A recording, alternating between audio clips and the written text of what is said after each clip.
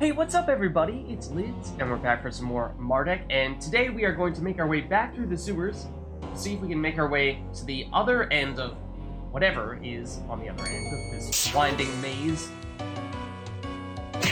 It does mean that we'll find ourselves finding more of these enemies here, and it has been a good opportunity for us to level up some of our skills, master some things.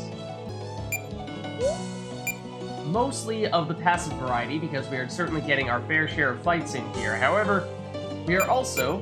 I suppose we could probably just use a normal attack here, leech a little bit of MP. Mostly just not spend any MP when we don't need it. Or don't need to use it.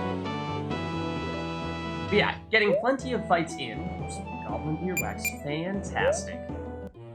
Yeah, Dugan, you can have that. And, a little bit on the defensive reaction, certainly the offensive reactions too, I suppose. So a little bit of everything. Now the poisons, however, that part's not welcome. That part you can leave that behind. You don't need it. So on this occasion, with two of the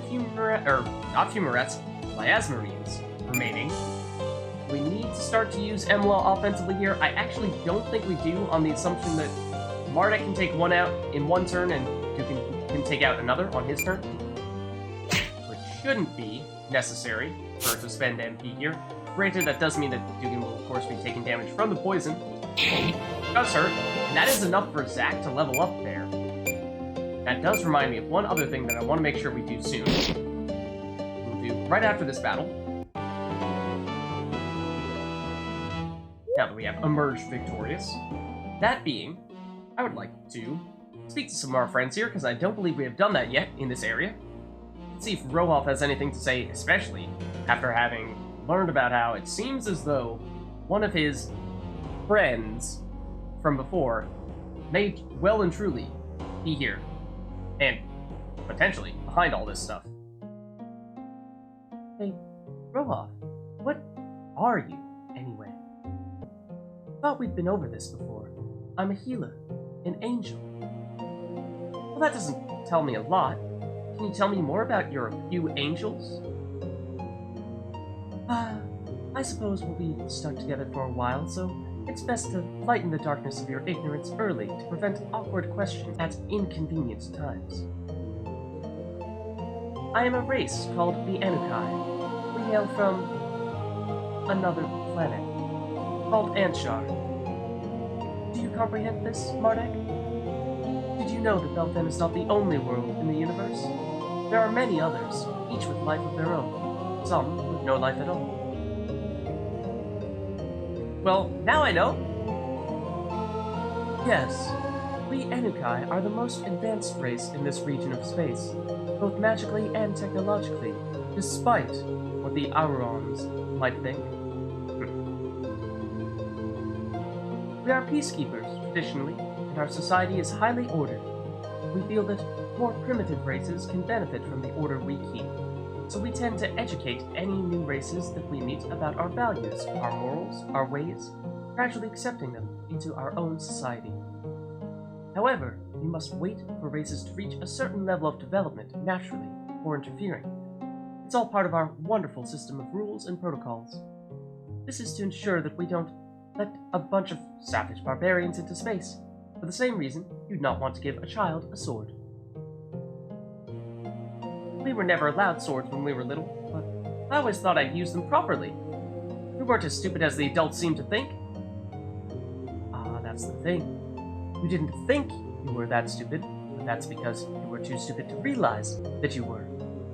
You see, looking back, do you realize now that you've matured a lot since then? Well, I should have thought more before asking that. Anyway, we have contacted and guided Belthan in the past, but our time to officially integrate it into our society is centuries away. Your planet has a long way yet to go before it is worthy. Now, I tire of this idle banter. You know more about me now, and that is good. For you at least. But can we get back to work? I prefer to think to myself than talk, if you don't mind. So that's Rohoff, and that was definitely something based more on having made it further in the game, rather than where we currently are physically in the game. So Rohoff might have something to say specifically about this location if we ask him again. This primitive waste handling system is grotesquely inefficient and offensive to all of my senses. I would like it very much if we could get out of here as soon as possible. And you'll actually notice, when we talked to him the first time, the music changed, whereas the second time it did not. The first time we talked to him, that was his theme, which is, again, an indication that that is more so a general talk that we were having about this character and less so about the specific circumstances in which we find ourselves. So let's see if the same thing happens to Dugan. I believe that, generally speaking, there are cutoff points every 5 levels that a character reaches, so every 5 levels that Mardek reaches, Rohoff will have one of those more general discussions. Same thing with Dugan, Emla, and Zack. Well, we'll see about Zack. This place doesn't have reek, hey Mardek? I don't remember it smelling this bad when we were little. Must be the zombies, I suppose. Maybe we have spoken to Dugan since he's reached level 10, although maybe I'm just mistaken about that. As for Emma, I don't even understand how this place works. There was no plumbing or anything in Gosnor, and this place is far too big for the few houses there. There was this thing we were taught when we were little called suspension of disbelief. It's where you, well, just ignore things like that. It comes in very handy in this strange world of ours. I see. I'll have to remember then to, stop thinking too much? Yes, we should be getting along with our mission anyway. Sorry for holding you up. No worries, Emma.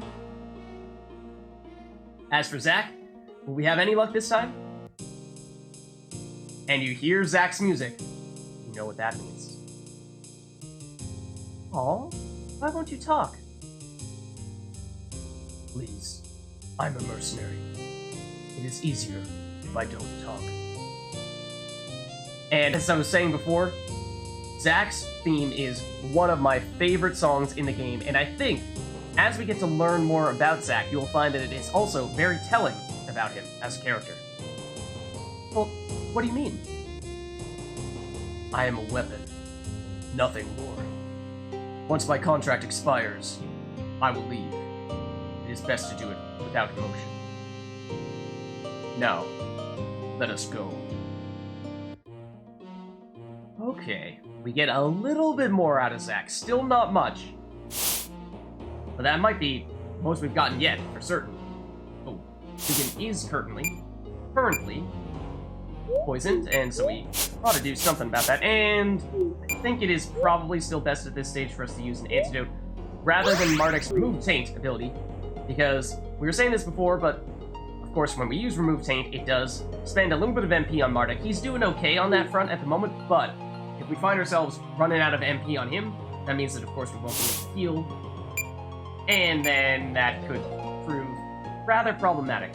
We do of course have fair share of potions and whatnot as well, so maybe not a huge concern at this stage, but still something that if we can put ourselves in a position to succeed, then why not? Okay, I almost started to attack with Emla rather than using a spell. No, we are saving the MP on Emla specifically for this purpose.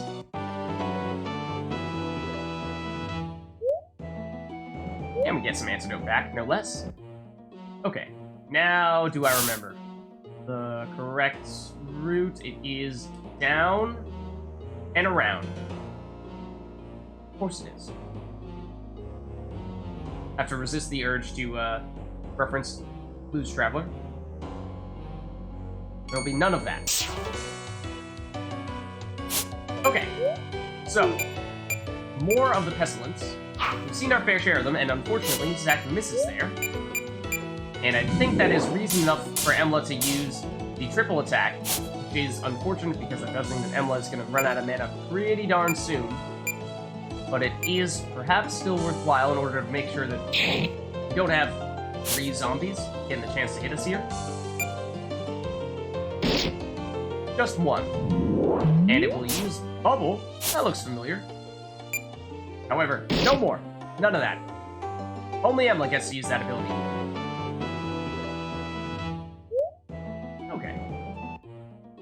carry on then. And Emila will be rather low on MP at this point. There's a slight concern. Generally speaking, this has been one of the encounters in which we've been deliberately trying to have Emila leech some MP. Granted, she can't get much. It's usually just 3 from the Miasmarines. Usually been taking out the poor goblin first, because Zack can one-shot them. I mean, granted, he can one-shot pretty much anybody at this stage. So maybe that is worth revisiting. Even when she crits, she still only hits for 3 damage, which is a little bit disappointing. Oh, as is that. Okay, so Mardek can take one of them out. Yes, but there will be another one getting another hit in, and inflicts poison as well. It's unfortunate, and I missed the reaction there. My mistake.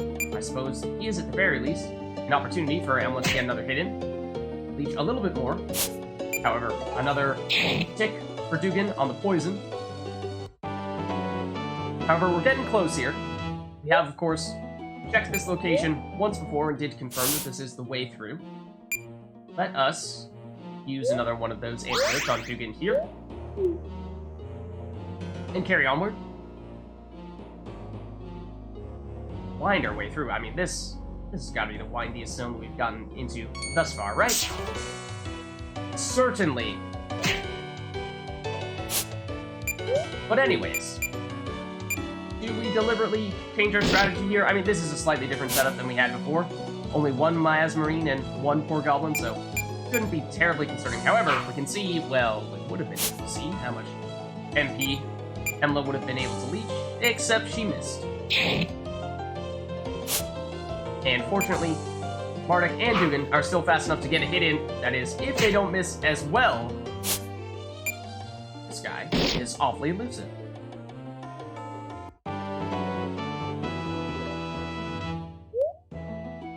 However, he does drop a lead pipe, or at least his Miasmarine friend did.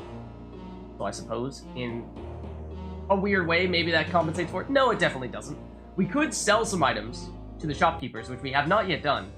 That is generally something you want to be a little bit cautious about, because, generally speaking, items will have skills of some sort. Offensive, defensive reactions, passive skills in some cases, and you want to make sure that you get the chance to master those on all characters, and sometimes even your low-level items, or the early game items, do still have useful skills on them that you otherwise would not be able to learn, so it is something to bear in mind when you're thinking about selling things back to the shopkeeper. And we are through into a new location here. Perhaps the source of these many zombies. Ah, I knew it was Morin, and I'm certain of it now. I can sense him strongly. He's deep within these catacombs, apparently working on a powerful incantation that will raise all the corpses in the area as his undead slaves. We should be careful, but also quick. Can't allow him to finish casting that spell. This doesn't make sense. How did he get down here in the first place? We have no time to lose. We need to go now. Come along. Suspension of disbelief. That too. Okay, so, fortunately, we find there is a save crystal in here. And as we were saying before, we were very much in need of, at the very least, getting an NP back. But life too. If we take a look at the map here, well, not much for us to learn just yet, other than there are 5 chests in here, spread out in various locations that we have not yet determined. And for now, just Pestilence. So nothing new for us to fight. However, they might actually be slightly higher level. I'm not sure. I wasn't quite paying close enough attention to notice one way or the other, but I do think that Zack was capable of one-shotting them in the sewer area, whereas he obviously did not there. That might be a thing. But never fear. We do still have enough damage to take people out. Oh, and the other thing was we were talking about switching back to Vern rather than Zack when we next got the opportunity to do so. And of course, with that save crystal, that is a chance to do just that. So, I suppose we could potentially ask people about this location as well before we do that swap, just so we get Zack's perspective too, if he has any. Do people have a different opinion about this area? Morik is close. I can sense him. We must keep going. That look in his eyes is a little frightening. As for Dugan, I don't feel comfortable being around so many dead people. It's really creepy. Why do all these dungeons that we go into have to be quite objectionable in some way or another? Still, it's so exciting going to all these places that most people will never set foot in. So let's go back for just a moment here. Oh, and also, speak to the others before I forget. Didn't mean to cut off Emla and Zack. Until this year, I'd never really seen anything related to death firsthand. Now that we're here, destroying walking zombies in some eerie sepulchre, it's horizon broadening, that's for sure. I think I'm getting more used to it now, but I don't know if I like that. Okay, so... Oh, and again, I cut off Zack. He probably doesn't have anything to say about this, but we can try. He does not. Okay. So, now we'll swap Zack over for Vern. Oh, the other thing that we have not done here is we can theoretically use the save crystal for some additional item storage that hasn't proved necessary just yet, but if, for example, we find that, oh hey, Zack is currently using the kettle hat, and that is something that we'll want to use on other people, and maybe same thing with the breastplate and the pickaxe pendant, those are things that we want to be able to carry over to others, maybe even things like Phoenix Downs, then we can leave it there, and then when we, say, switch party members over to Vern, and we don't need to worry about, well, what did we have on Zack's person at the time?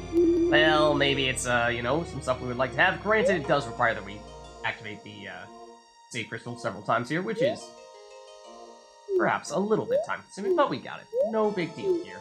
We'll pick up all these things, and that does put us in a good place to keep on moving, and let's check in with Vern, because we haven't seen him for a while. Ah, the heart of this undead plague. Finally, we can destroy these foul, bony buggers and bring the world to peace once more.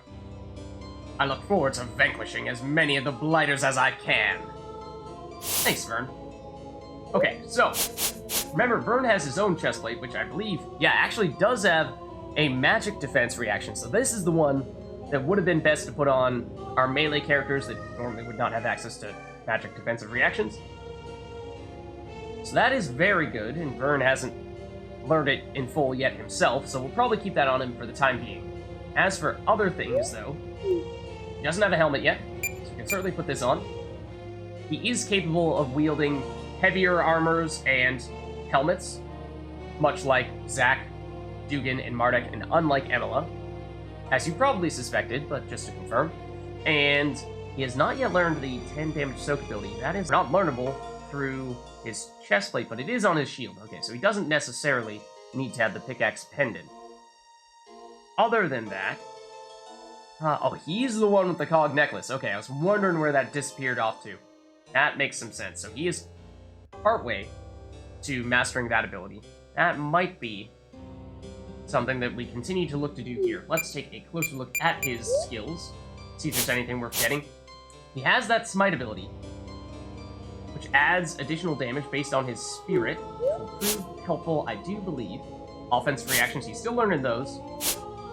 Magic defensive reaction, and insomnia. Okay, so nothing new per se, but he does still need to master those, so I think that is more than worthwhile for him to look to do that. And here we have a new type of ooze, a blood clot, which is a little bit different.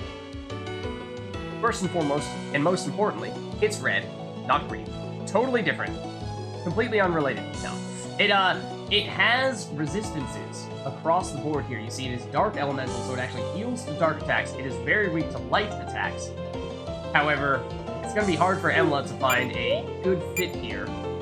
So, previously, the oozes were targets that we really wanted Emla to take out because, well, they had such strong defenses against physical attacks. I mean, look at that, 30 defense. So it's going to be really tough to deal any type of damage to them at all with Mardek, Dugan, or Vern. We can give it a shot, though, and actually this might be a good example of a time when we can demonstrate the benefit of Vern's smite ability. So normally, when we are attacking these enemies with such high physical defense, we would expect to deal 0 damage. However, if we use Vern, I believe we will find, yes, we are still able to deal some. And that is because of the way in which the math works out on his Smite ability, is that it's not a percentage increase like many of the other offensive reactions are. So, as for what we want to do here, we probably can finish off the Blood Clot. If we use a single target spell against it, we can. Okay. And the other thing we want to do is we do want to make sure that we swap over the sword over to Vern, because it does give him access to a new ability. Granted, I'm actually not sure if he has mastered the Smite Evil ability that he gets from Bronzesword. He hasn't. So, truth be told, we should have used that, even if it wasn't necessarily something all that meaningful. And, however, I think it is, because it does deal extra damage against dark opponents. So, yes, we should master that as quickly as we can with Vern. And then once we do, we'll give him the Silver Swords that he can also learn, Disrupt Undead and Quarry Undead, which would presumably be very helpful. Right about now. Funk Soul Brother. So, let's continue to check our map here just to see if there's anything we can confirm as to whether this way or the other way might be the best way to go. And we do get more potions. Vern, despite sitting on the sideline for so long, does actually have a reasonable stockpile of potions, so we'll give him those. Make things a little more level still. Okay. Head up here and, run into a fight of some sort. And here you see, yes, more enemies that we have not yet encountered. And what is this indicator? This is a Spectre. And you'll see that it has a new element here that we have not yet seen. This is Aether, or Aether, again, one of those elements that a little bit questionable as to how one is supposed to pronounce it. But one of those ways. Basically, it is kind of like the spirit element, so not so surprising for something that is a Spectre. But that means that, I mean, we're not going to have much in the way of Aether-based abilities at the moment, but it does heal if you were to get hit by that. And then, very resistant to dark, however, very weak to light, and relatively weak to both air and fire. So that does seem like something we can make work out for us, and you'll notice as well, very high physical defense, and not bad on the magic defense front, but that definitely does mean that we'll want to target him with spells. So Emla should take note here, and that means I should take note. Which element we actually ought to hit him with, and it was fire or air is what we were saying. Okay. So let's make that happen. Unfortunately, we can take him out in one hit. That would be an instance where I think it is probably worthwhile to make sure that you are using the single target spell, because it does deal more damage that way. Whereas if we were to deliberately split the damage amongst many different enemies, then we might not find that we're capable of taking them out in one hit. Oh, Mardek, I forgot, is still using the Silver Sword. I was thinking to myself, well, remember, Mardek is not doing as much damage now. Probably need to attack the same enemy as Dugan. No, not yet. He's still using that very powerful attack. Let's use Smite Evil on the Blood Clot, and it does deal more damage that way. Enough to one-shot, so that is very helpful. As for the zombie, I think we established that fire is the way to go against them. Not a problem. Vern is only level 6 at the moment, because he's been out of the action for so long. So hopefully, we can get him back up to snuff soon. And you'll notice again, an instance of invisible loot. Because on the map, you'll see this has that gold indicator, meaning that there is a chest directly in front of us, despite only appearing to be a pile of bones. However, it has another kettle hat, which is very nice because we had a bit of a shortage of hats before, which is, of course, an important problem to fix. But it does have 2 defense, whereas our previous helmets only had 1. So, putting one of those on either Mardek or Dugan would be quite worthwhile. And I think Dugan has significantly lower defense at the moment. He was at only 2, whereas Mardek is at 6 at the moment. So all the more reason to make Dugan a little bit stronger on the defensive side of things. And I think, from a map standpoint, we do see that appears to be the door into the next location. Let's try going to the right then, because it appears as though left and up and around is probably the way in. It might be to the right and then loop around that way. I'm not entirely sure. I do not recall. That may be the case. That means we check out this area. We did see that chest up there. Is there anything down below? Well, we'll have to wait and see. A new type of bat was actually inflicting the numb status effect. We have seen this I believe once before with the balloons back in the Tainted Grotto. Remember that ability prevents a character from using physical attack skills, which is potentially significant for Mardek.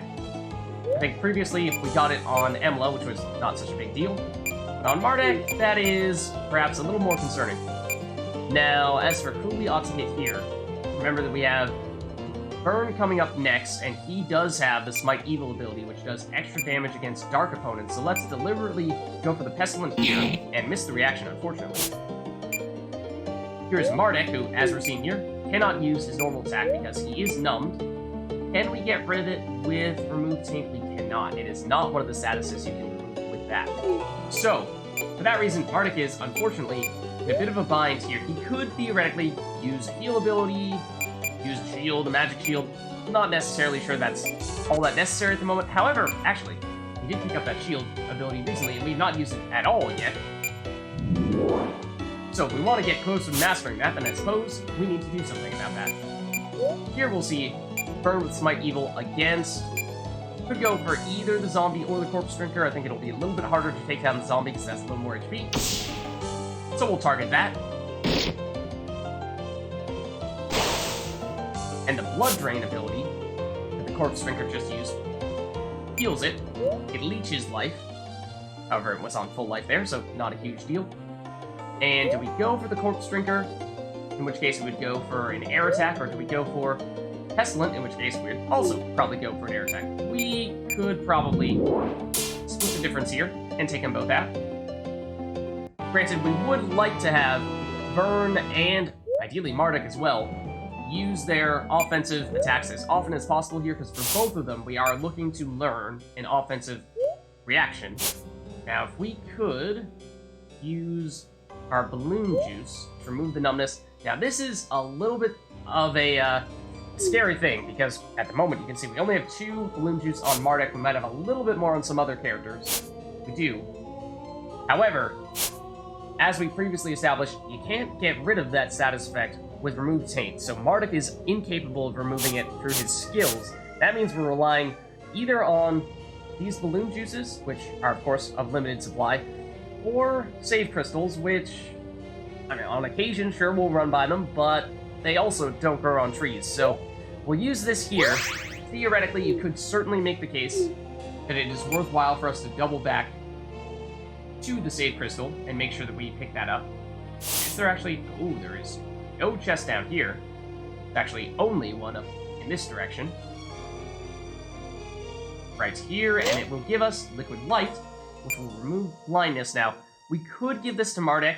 There are actually 3 of them in this stack. However, I'm pretty sure that we have established that blind is one of the status effects that you can remove with Remove Taint. And as soon as we remove the numb, the bats go and reapply it. That was the risk we took. And maybe that is just an indication that we might not want to be looking to remove that every single time it goes on, especially if it's going on Mardek, who, well, I was going to say, who typically is not one of our primary damage dealers. However, on this occasion, when he's still wielding the Silver Sword, he is. We did also find, for the first time, a skeleton. It is somewhat similar to the zombies. It is, of course, also undead. Similarly, we'll have a variety of armors and weapons.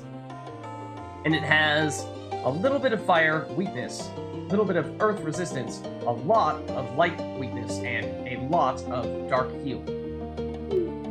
Or resistance. So much resistance that it heals. You know what I mean. Either way, attack with the lightning.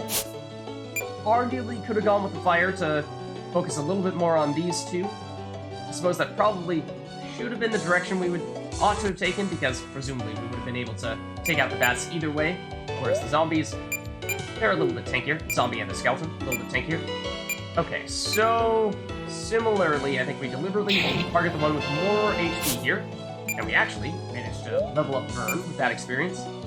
Like I was saying, Remove Taint is unfortunately not capable of removing the numbness effect, so we'll continue to use Shield, just to try to master that all the more quickly.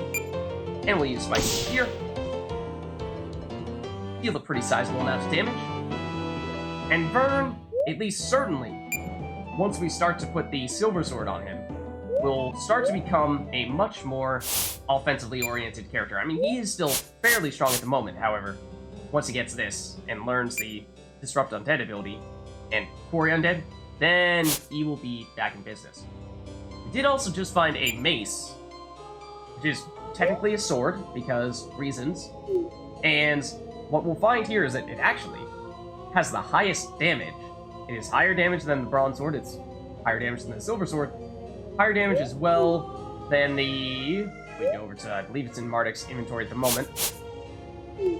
Also, slightly higher damage than the iron sword, so theoretically, if we were going purely from a damage standpoint, it would be the best option. Granted, like we were saying earlier, silver sword does have the additional bonus damage to undead, and it is also light elemental, which deals more damage against dark elemental enemies, so for that reason, silver sword's still going to be absolutely the way to go.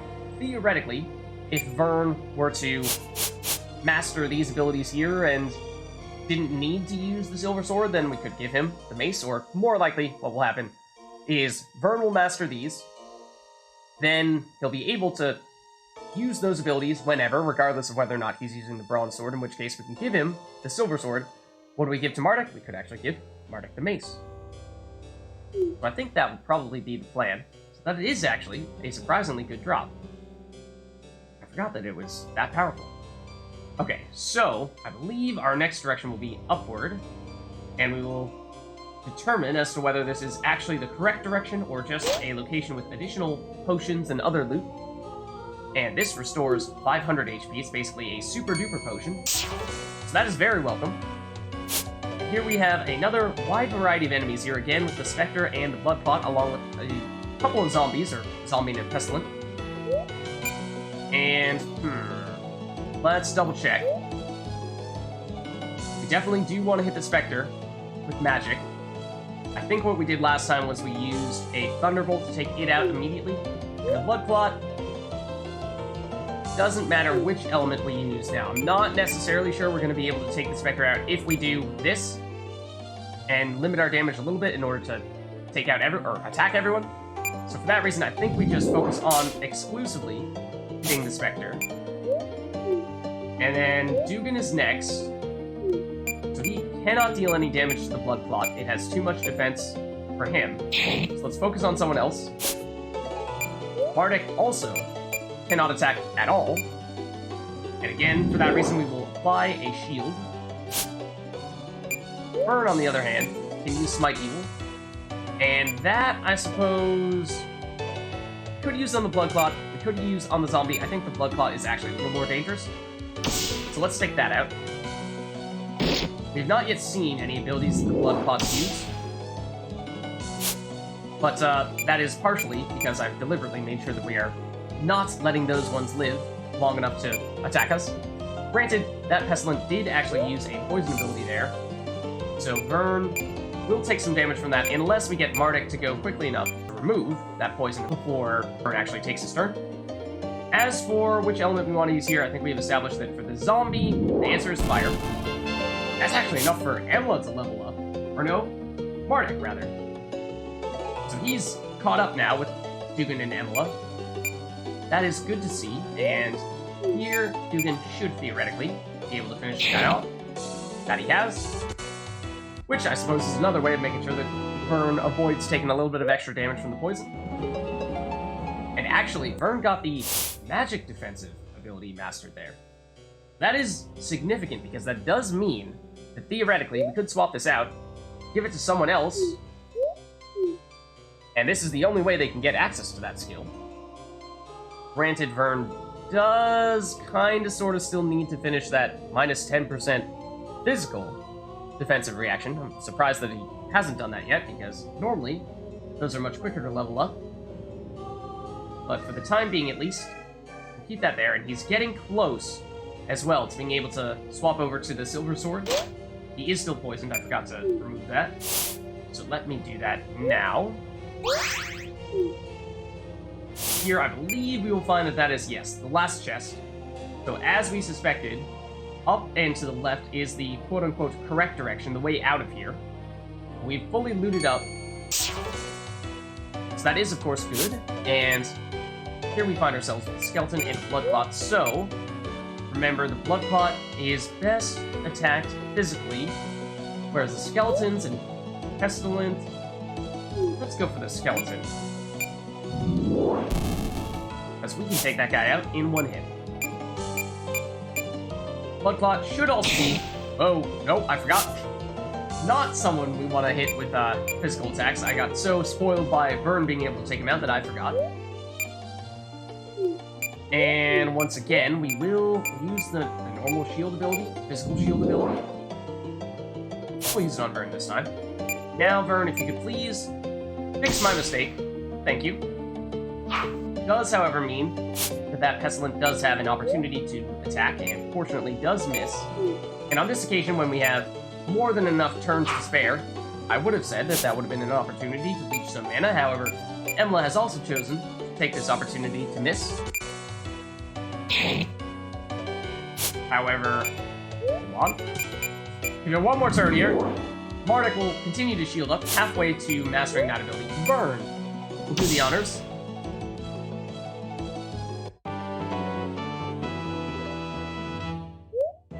Okay.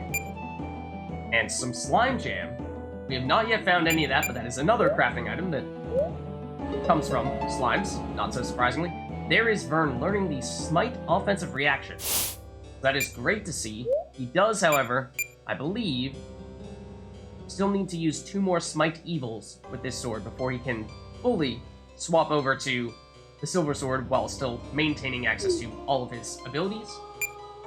And I'm debating as to whether it might be worthwhile for us to double back a little bit to make it to that save crystal, heal up, make it so that Mardek does not have the Numb effect, which he's had for a very long time now and hasn't been able to attack for that reason. I think we can get by for the time being. Oh, this is, however, not going to be the correct way. Instead, we need to go there and find ourselves in, a fight with lots of these bats. They are the ones that can apply the Numb status effect, remember. Fortunately, they are only using the Blood Drain ability when they have full HP, which is convenient for us. And it is air that we are supposed to use against them, so Lightning Bolt it will be. Should get rid of all of them, I think. There we go. They're fast. Unfortunately, they don't have a lot of life. Okay, so let's carry on here and make our way down through here to a new area. And 9 chests in here. And I think this will be another very large location for us, so I actually think this might be a good place for us to wrap up here. We'll continue to explore the catacombs and see what lies at the end of all this in the next one.